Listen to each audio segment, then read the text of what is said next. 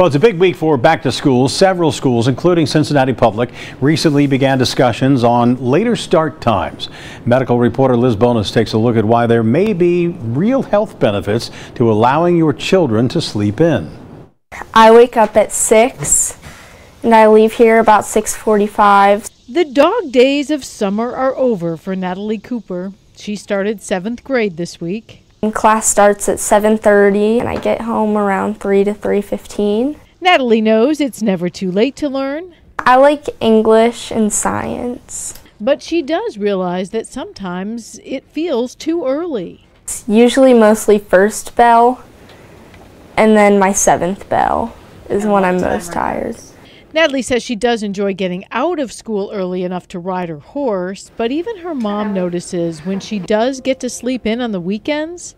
She's just like wakes up in a better mood and she's more focused. And that is exactly what Dr. James Hahn says is the science behind perhaps learning science a little later these days. There have actually been studies shown that kids that have a later start time actually perform better in school and on standardized tests and have better long-term outcomes than those that need to wake up earlier.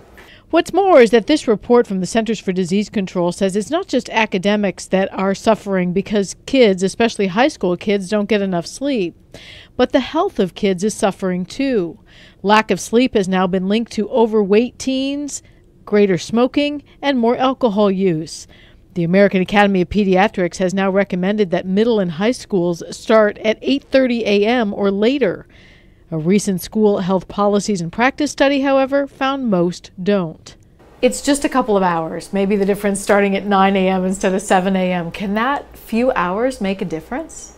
It's absolutely a good thing. For the most part, while Natalie would like to go into school a little later most days, I think that starting a little bit later would make me a little bit more energized because I would have more sleep. the dogs, Minnie and Lindsay, well, they like her out of school as early as possible. In Mount Lookout, Liz Bonus, Local 12 News.